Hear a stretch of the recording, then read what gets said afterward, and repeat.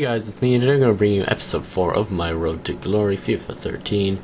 And we get it started with a bit of club maintenance, just swapping a couple of players in and out, and then we do go into a head-to-head seasons, or rather an Ultimate Team seasons match, and come up against ex-Everton X. And to be honest, his team wasn't exactly the greatest. 68 chemistry, he's got a couple of pretty nice players, including Yakonan, and I believe that's Salman Kalou in right wing, as well as Sully Montari at right centre mid, but really, to be honest, I wasn't expecting him to give me much of a challenge, since his team was a pretty mediocre one, and compared to the teams I've played previously, really wasn't very impressive at all. But in the 27th minute, we do get it started, managed to play the ball out from defence on a pretty good counter-attack, few passes, and then set Muriel away, and a nice near post finish to the bottom corner. And those are actually pretty easy finishes, as I've stated before. I do seem to score a lot of those in FIFA this year, at least compared to last year's FIFA. And again in the 45th minute, we do get a corner with the ball in, and our centre back Astori manages to score the header. And again, as I've said before, it is pretty easy, or at least it seems pretty easy, to score from corners, especially when you whip it into the right area. It seems very likely that you're going to score. But he does manage to get a goal back in the 62nd minute with Montari, and I was thinking, maybe, because usually I don't give up 2-goal leads in FIFA in general, but in Ultimate Team the game is quite momentum based. Even if I don't believe there's actually momentum from the game's part, it does seem like when you get a bit of confidence, it is easy to score 2, 3, 4 goals in a row, and that is actually what he manages to do. He managed to score 3 goals in quick succession.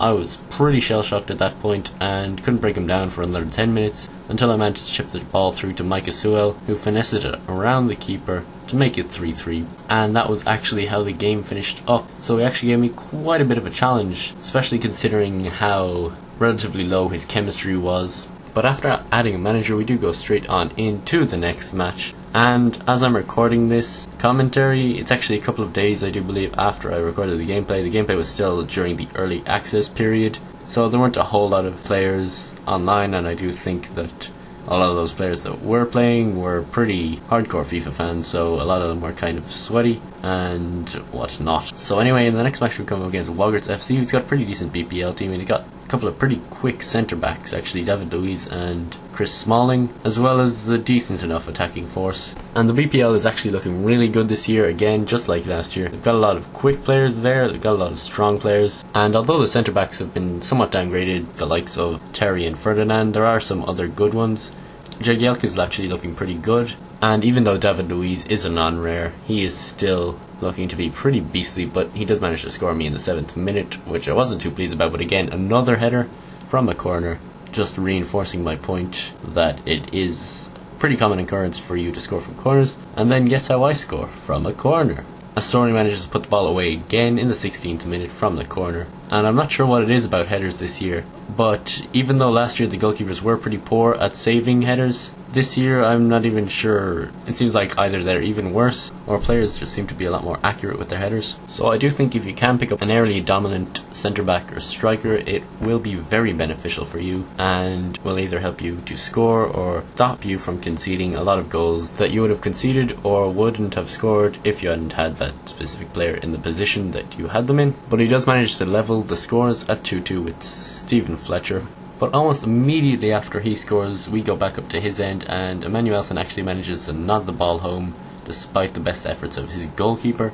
And I have noticed that as well, that it does seem that after one player scores during a match, then it seems pretty likely within the next 5 minutes that either that player is going to score again or the opponent's going to score. I'm not sure why it is. I think it's because defending's a little tougher this year, and if you have even a slight lapse in concentration, it's going to cost you. So that may be the reason, but it does seem to be quite a noticeable change from last year.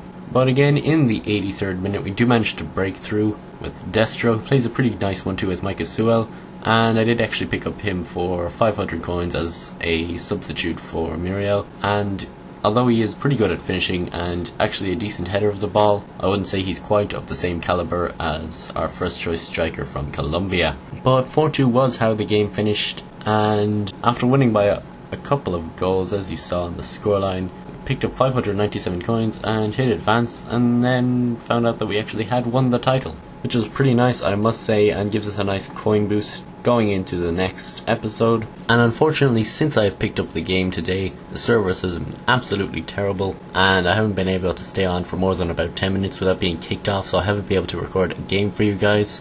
So this is where the episode's going to end, and hopefully they'll have their servers fixed for tomorrow, so I'll be able to bring out another episode, or at least be able to do some trading tips or squad builder or something. So that's how the episode's going to finish up. Hopefully you've enjoyed. If you have, please leave it a like, and apart from that,